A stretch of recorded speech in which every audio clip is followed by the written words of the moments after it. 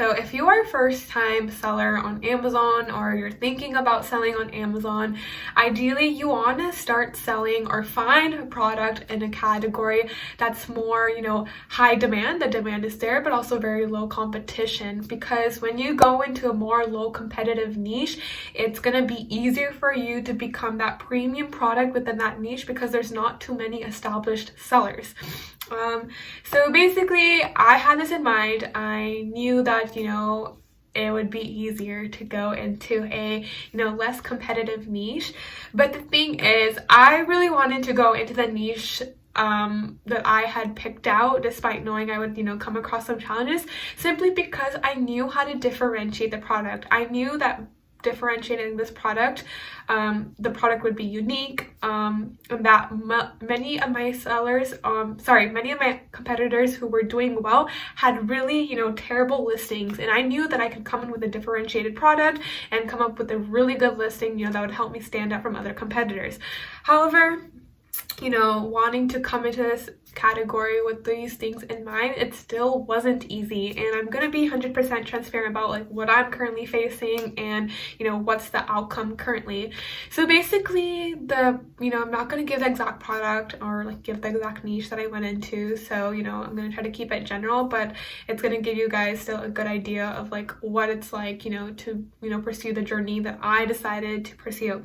So basically, the product that I decided to pursue had really high demand. We're talking about millions in searches.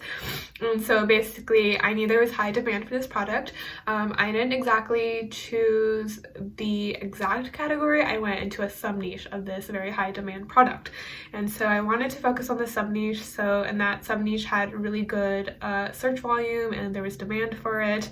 And I knew this would be, not the easiest category to go into, simply because it's pretty saturated, and I knew that I was taking that risk, but I knew that this would be a great learning opportunity for me. Just a little background, I have launched 2 products. That first product is in a very competitive niche. My second product is in a high demand niche, but very lower competition compared to my first product. So basically, launching this product meant that I would have to start running advertising right away, because there are too many competitors who are, already ranked pretty well with, thousands in ratings and, with a good, good differentiation package. A lot of my sellers were doing, bundles, or, just were also pretty differentiated, but I knew that my product was a little more unique in the regards that it kind of was versatile, if that makes sense. But basically, my experience of going into a competitive niche meant very high PPC costs, simply because there are so many competitors, and basically these competitors are trying to create awareness of their product, and by creating awareness of their product, they have to do PPC. PPC basically helps you jump onto the first page, depending on your bid, but if you have a competitive bid, it's likely you're going to jump on the first page and get your product out there visible to an audience. But basically, since there's so many competitors want to get their ad on the first page, which means competitive bids. So basically, my PPC costs are pretty high. Bids can go up to $1, can range between $1 to $2, and that's really expensive for a cost per click. Those are really expensive bids, and usually bids for a low competitive product is usually between 50 to 60 cents. So you can imagine how much it was costing me to just get my product in front of my target audience, and it's it was just really high PPC costs that were accumulating. And especially if you're running an auto campaign, because ideally you want to run an auto campaign to collect data and see which keywords you're profiting from, but auto campaigns can be really costly and really expensive, because simply because Amazon can put your ad in any within anywhere, can put your ad under certain products. It can gather keywords that are not necessarily relevant to even your product. They're just testing out different things, and so because I wanted to collect that data and see which keywords are profiting, my PPC costs were just, getting higher and higher because I was allowing Amazon to, really put my product anywhere. Of course, I would still optimize my campaign every single day and, take out keywords and negative them out and, to negative out the keywords that weren't working for me, but still my costs for my auto campaign were just really high because I was still giving that autonomy to Amazon to put my product anywhere.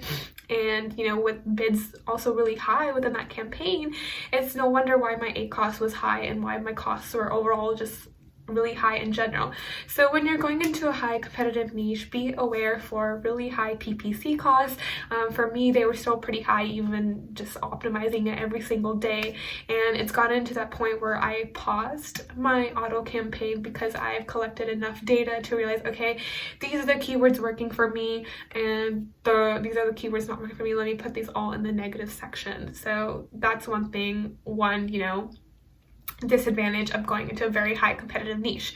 The second disadvantage is having a lot of established sellers within a competitive niche. So usually, when there's a competitive niche, there are a few sellers who are dominating it with thousands of ratings or, just hundreds or thousands of ratings. So,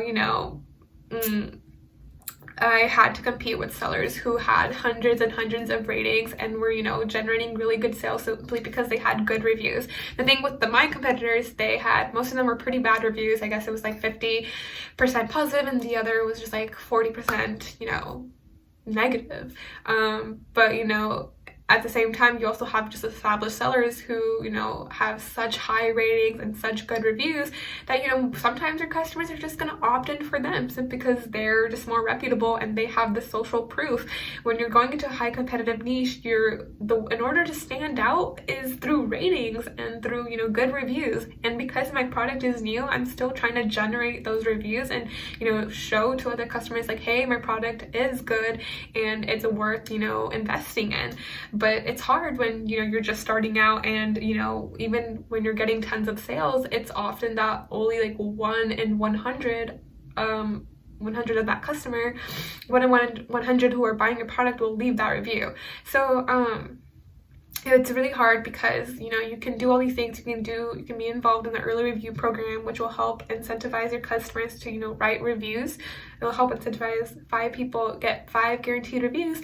But at the same time, you're competing with these competitors who have hundreds of reviews and, it's going to take time to, really, develop that social proof. And it's hard too because especially when you're a new product and you're running PPC with very low reviews, sometimes you feel like you're just burning your money because no one wants to invest in your product simply because there's not enough reviews. So the review aspect is really tough. It's trying to get as much reviews as you can. So one thing that I really suggest when going into a high competitive niche and you're gonna go and you really need, and that you need reviews to stand out, is to really do product inserts for your product, and then get product inserts so that will motivate your customer to write a review. And you can simply just put a little card in, write a little poem about your product, or just simply tell them to write a review. Just reminds them to get a review going. And yeah, so when I need to restock or something, doing product inserts will be an effective way to remind your customer and encourage them to write a review if they are satisfied with your product. And the third disadvantage is just time. I know some people, you hear about success stories or people, success stories of people, launching their product and then getting, really good sales right away. It's definitely the biggest difference, is definitely just taking that time. It's gonna take time for your product to accumulate sales, and it's hard to judge if you need to veto your product off Amazon, or if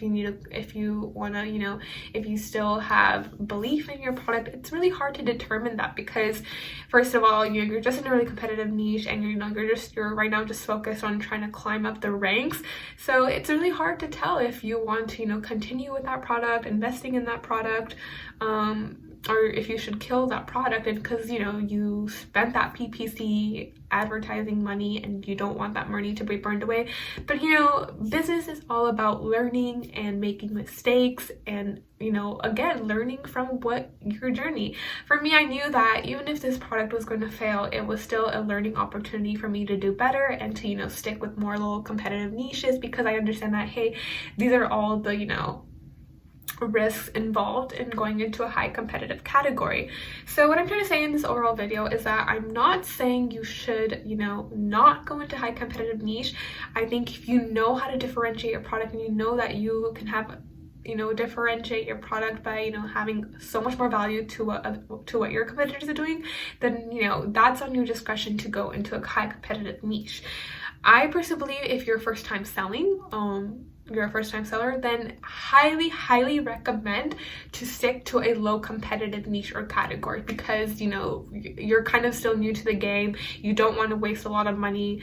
You kind of just want to focus on low competitive niche, high demand products, because you're likely to hit successes on those. So for me, do I regret going into a high competitive niche? I think no is the answer, simply because I have learned so much. It has encouraged me to learn much more about Amazon, and it really taught me how to do PPC and making sure I'm optimizing my PPC so that I'm not burning more money. Yeah, and I think overall, what has my outcome been? I have consistently been generating sales. I mean, don't get me wrong, I do have my days where I just do 0 units, like, I'm being honest.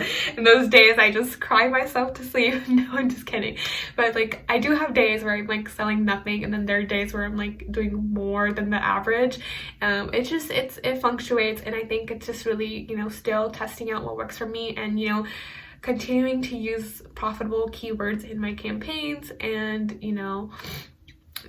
I don't like a business, you have to think of it as a long-term business. This is a long-term business at the end of the day, so it's all about testing out what works, collecting data, and investing into your business. I don't think one should quit right away or feel discouraged right away. I think it's still using your personal judgment and seeing if there's potential in that product. And so that's where I'm currently at, where I'm still waiting it out, because I am still consistently seeing sales, and going from there. So let's see what happens, whether I need to kill this product or continue with this product, because I personally believe that there is potential in this product to grow even more. So yeah, so that has been my experience with going into a very competitive niche, high demand product, and let's see where this product takes me. And if I end up having to kill this product, I don't think that should